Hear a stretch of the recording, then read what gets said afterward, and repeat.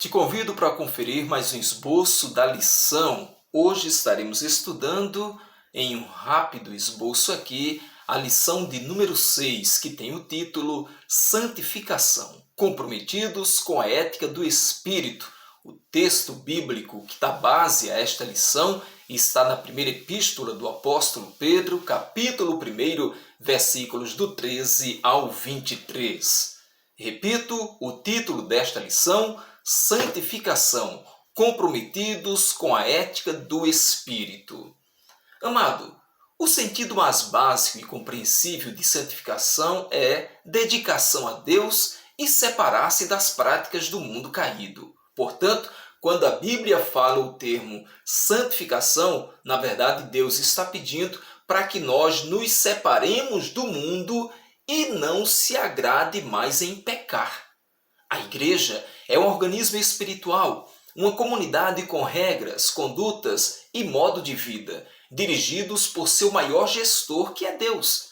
Já sabemos pelas lições anteriores que o Espírito Santo é o agente que guia essa comunidade de acordo com sua ética. E o que é ética? São regras de valor moral presente numa pessoa, sociedade ou grupo. A ética tem o poder de alterar a maneira de agir de uma pessoa. O Espírito, quando implanta sua ética em alguém, muda sua conduta de acordo com a santidade de Deus.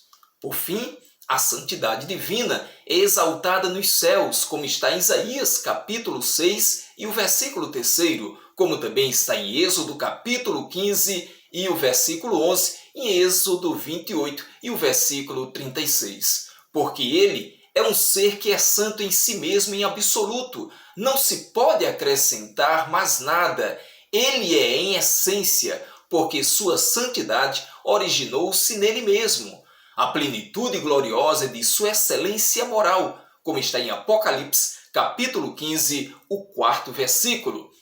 Independente de fatores exteriores, ou seja, aquilo que a gente possa demonstrar. Na verdade, isso é um atributo característico da sua pessoa, sua particularidade, como um símbolo distintivo de qualidade inerente, ligado de modo íntimo e necessário e inseparável. Isso, contudo, não define Deus, porque não há palavra no nosso vocabulário, no nosso dicionário, que defina Deus. Na verdade, isso é uma simples descrição de um atributo divino. Escute, porém, em sua infinita bondade, ele comunicou essa qualidade ao homem, ao ser humano, pôs à disposição daqueles que o desejarem e buscarem, e para isso se apresenta como o primeiro agente santificador. Confira na primeira carta aos Tessalonicenses, capítulo 5 e o versículo 23. O segundo, Jesus Cristo, que para que esta obra estivesse disponível a nós seres humanos, Jesus se entregou à justiça de Deus e consumou sua exigência. E hoje, pela palavra de Jesus, podemos nos santificar, como está em Efésios capítulo 5, versículos do 25 ao 26. Terceiro, o Espírito Santo que executa tal obra junto com Cristo, como está em Romanos 15 e o versículo 16, e primeira carta aos Coríntios capítulo 6 e o versículo 11. Por fim, a santificação é um elemento essencial na relação entre Deus e seu povo, para ser capaz de andar com ele. Isto é indispensável. Sem santidade, não se pode estar na presença de Deus. Assim que Adão e Eva pecaram, logo foram expulsos do lugar onde andavam e falavam com Deus. Mas mesmo depois desta tragédia, Deus concedeu a oportunidade a nós, seres humanos, de mais uma vez entrar em sua presença e falar com ele, por meio de práticas culturais de adoração e santidade, e humanidade deve empreender certo esforço para alcançar o divino. Nós, seres humanos, agora devemos nos esforçar para merecer que o Espírito Santo faça morada em nós. Olha, contudo, essas práticas não podem ficar apenas no exterior. A essência da santidade é, em primeiro lugar e mais importante, no interior de nós. O externo é consequência do que está no coração. Quando se é verdadeiro, o que fazemos é o que sentimos no íntimo e evidenciado. A santidade foi a vontade manifesta de Deus para os israelitas do Antigo Testamento e é hoje para a igreja também. As práticas exteriores eram como uma apresentação do que, na verdade, eles eram interiormente. Tinham no passado e temos também no presente o dever de levar uma vida santificada, separada da maneira de viver dos incrédulos. Isso está em Êxodo 19, versículo 6, e Levítico capítulo 11 e o versículo 44. A declaração de fé das Assembleias de Deus no item 10, página 112, falando da santificação, diz: regeneração, santificação, é a transformação do pecador em uma nova criatura, pelo poder de Deus, como resultado do sacrifício de Jesus na cruz do Calvário. Ensinamos que já salvo, justificado e adotado como filho de Deus, o povo crente entra de imediato no processo de santificação, pois assim o requer na sua nova natureza em Cristo. Cristo exige de nós santidade. Deus exige dos seus filhos santidade. Veja o que diz Primeira Epístola de Pedro, capítulo 1, versículos 15 e 16. Pois é, já sois salvos. Primeiro objetivo, a santificação no Antigo Testamento. Há muitos que dizem que o Antigo Testamento é um livro ultrapassado, mas veja que o Antigo completa-se com o Novo. Primeiro, a santificação no Antigo Testamento. O livro de Levítico servia de uma espécie de código de santidade, com inúmeras leis pessoais, rituais e cerimoniais, cuja finalidade era promover e tipificar a santidade. Ali são tratadas todas as questões de moralidade prática e pessoal, e não apenas questões cerimoniais. A ideia central de santificação era de separação, e isso envolvia pessoas, lugares e objetos. Era um mandamento para fazer diferenciação do que era para Deus e do que não era, as coisas separadas para Deus, ou seja, aquelas que eram chamadas de santa e aquelas que estavam distante da santificação, ou seja, o que agradava e o que desagradava a Deus. O que estava de acordo com os preceitos dele era tido como o que não era, que estava de acordo com os preceitos de Deus, Deus o considera profano. Veja o que diz Levítico 10 e 10. Portanto, quando nos afastamos de Deus, quando começamos a sair da rota que leva a Deus, nos tornamos profanos. É o que diz a palavra. Leia Levítico 10 e 10. A santificação também era chamada de consagração. Era comum naquela época usar tanto um termo como o outro.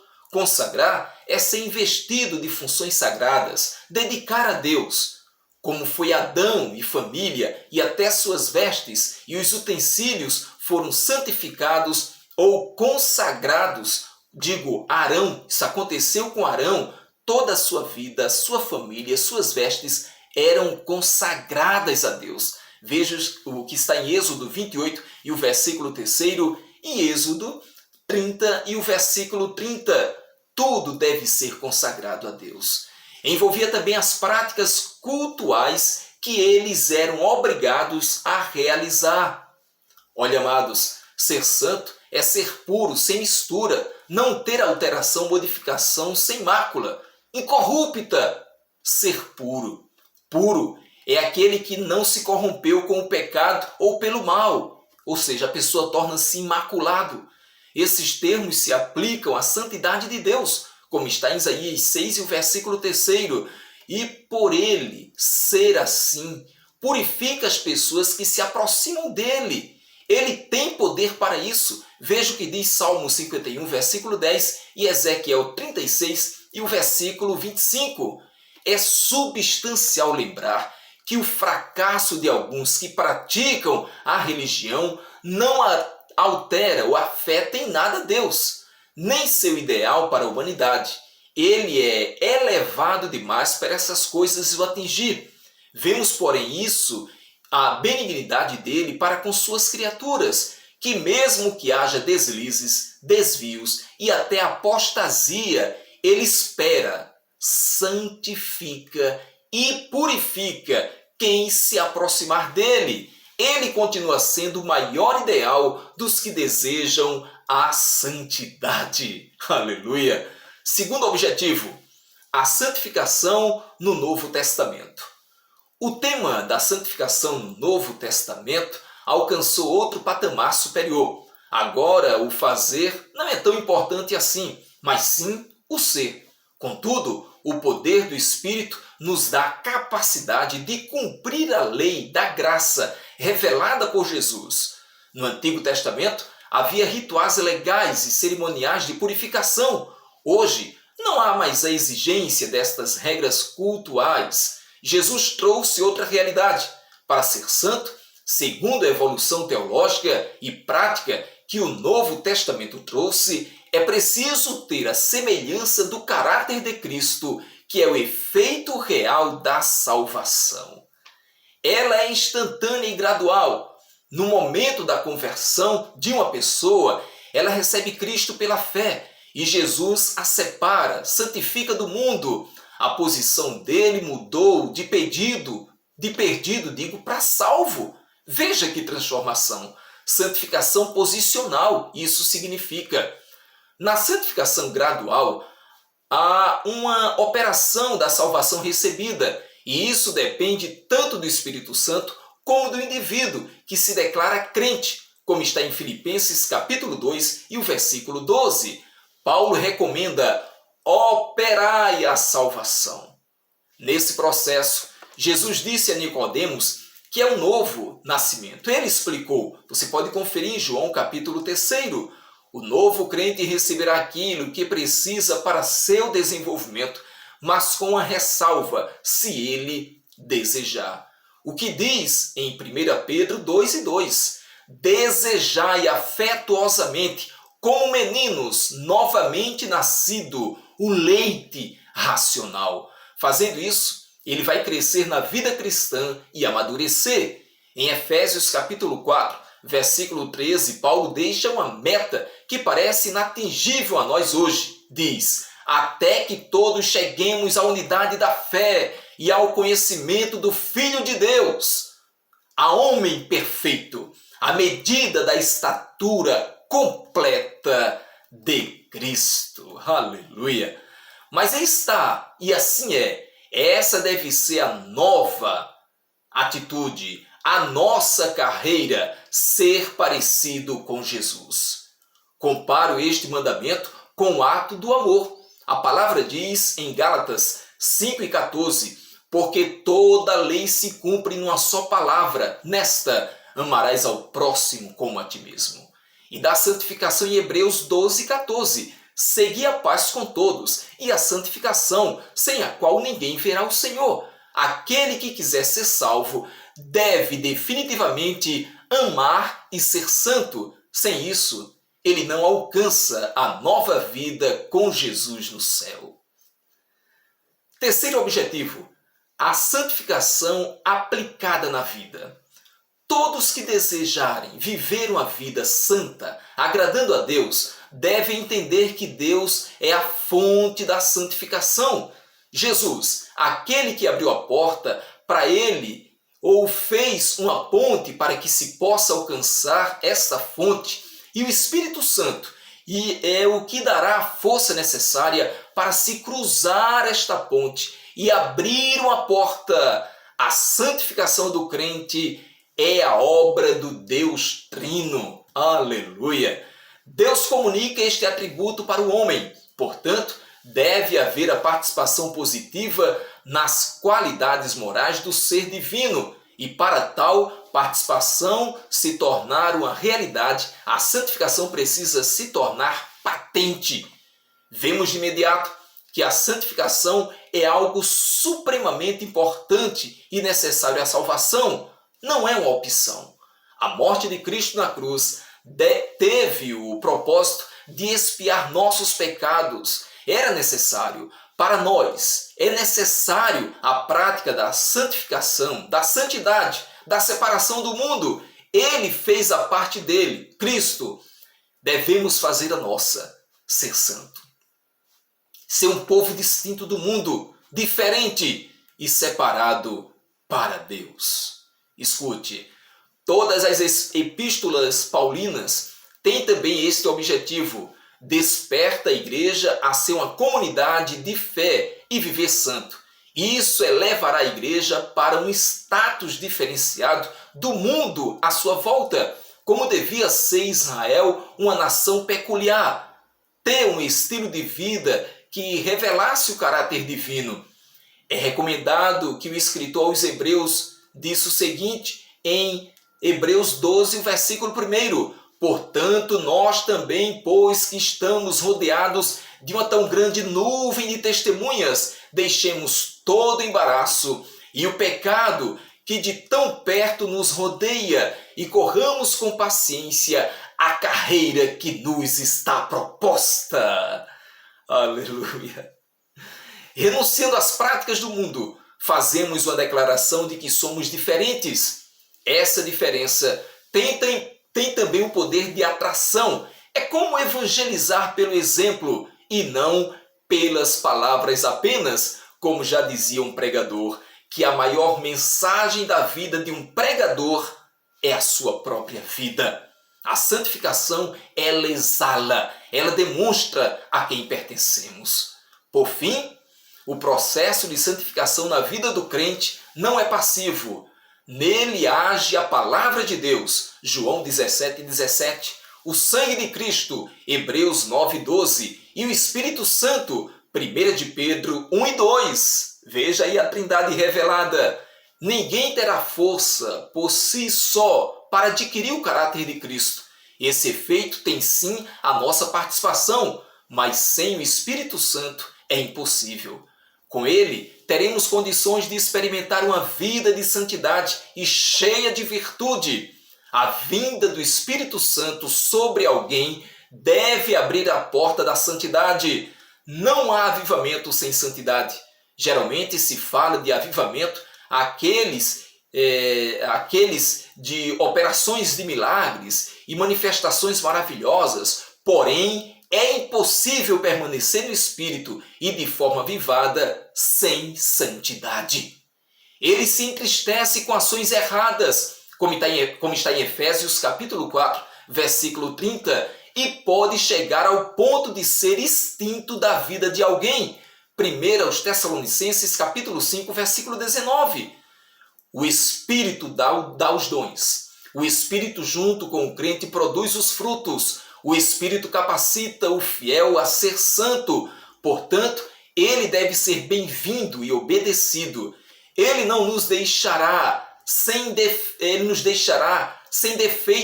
Isso acontecerá apenas na glorificação, que é a santidade futura, que ocorrerá mediante a transformação do arrebatamento.